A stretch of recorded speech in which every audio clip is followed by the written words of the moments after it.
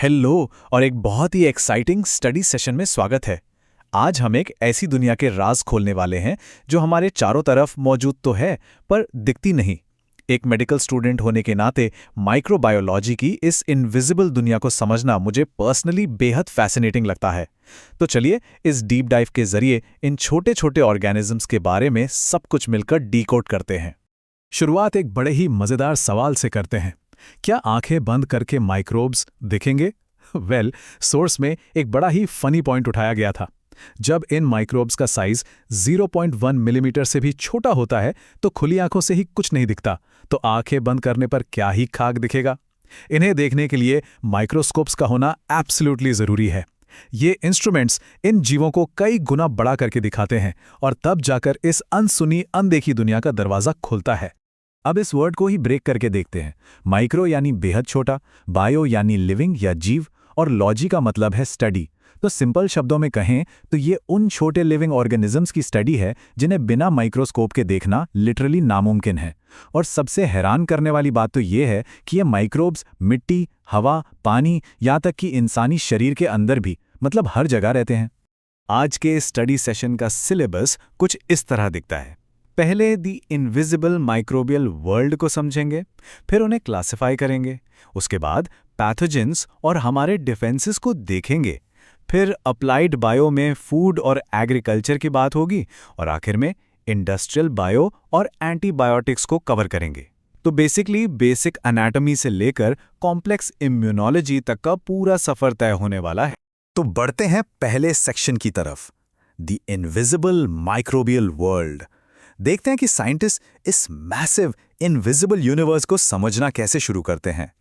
यहां इस balloon analogy पर ध्यान देते हैं जिसे सोर्स ने बहुत ही बखूबी समझाया है।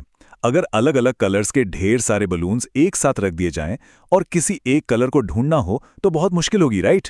पर अगर उन्हें कलर्स के हिसाब से पहले ही अलग अलग ग्रुप कर दिया जाए तो ढूंढना कितना आसान हो जाता है।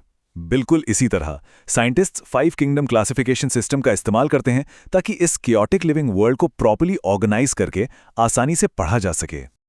ओके, तो चलिए अब इसमें डाइव इन करते हैं और आते हैं अपने सेकंड सेक्शन पर, क्लासिफाइंग द माइक्रोब्स। यहां हम देखेंगे कि लिविंग ऑर्गेनिजम्स को उनके स्पेसिफिक सेल्यूलर कैरेक्टरिस्टिक्स के बेस पर कैसे बायोलॉजिकल ग्रुप्स में डिवाइड किया जाता है। सेल्स को जनरली 2 पार्ट्स में देखा जा सकता है। एक हैं प्रोकैरियोटिक सेल्स, जिन्हें ओल्ड और बेसिक कह सकते हैं। इनमें प्रॉपर सेल ऑर्गेनेल्स नहीं होते। अपने बैक्टीरिया भाई साहब इसी पुरानी कैटेगरी का हिस्सा हैं। और दूसरी तरफ हैं यूकैरियोटिक सेल्स, जो बिल्कुल न्यू और डेवलप्ड हैं। इनके अंदर एक प्रॉपर ट्रू न्यूक्लियस और माइटोकॉन्ड्रिया जैसे जरूरी ऑर्गेनल्स मौजूद होते हैं, एकदम अपग्रेडेड वर्जन की तरह। अब आते हैं इस कहानी के मेन मेडिकल कॉन्फ्लिक्ट पर। Section 3, pathogens and our defences.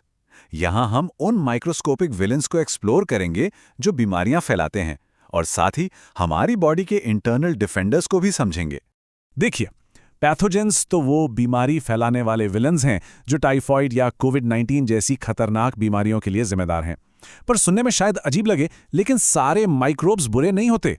कमेंसल्स वो सरप्राइजिंग गुड बैक्टीरिया हैं जो बिना कोई नुकसान पहुंचाए बड़े आराम से इंसानों के शरीर के अंदर रहते हैं और एक्चुअली हमारी हेल्थ मेंटेन करने में मदद करते हैं। हर कोई विलन नहीं होता यहाँ। प्योर माइक्रोबायोलॉजी की इन मेन ब्रांचेस को एज अ स्टडी नोट देखा जा सकता है। वायरोलॉजी, बैक्टीरियोलॉजी, प्रोटोजोलॉजी, माइकोलॉजी और पैरासाइटोलॉजी। लेकिन एज अ मेडिकल स्टूडेंट इन सब में इम्यूनोलॉजी सबसे ज़्यादा फैसिनेटिंग लगती है। ये बेसिकली इस बात की डीप स्टडी है कि human immune system in invading microbe से आखिर फाइट कैसे करता है और बॉडी को प्रोटेक्ट कैसे करता है। ये अपने आप में एक पूरी वॉर मूवी जैसा है।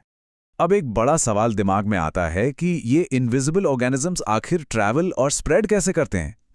ये कंटैमिनेटेड मिट्टी, खाना, डेयरी प्रोडक्ट्स, कंटैमिनेटेड पानी, हवा या डायरेक्टली एक पर्सन से दूसरे पर्सन तक बड़े आराम से फैल सकते हैं।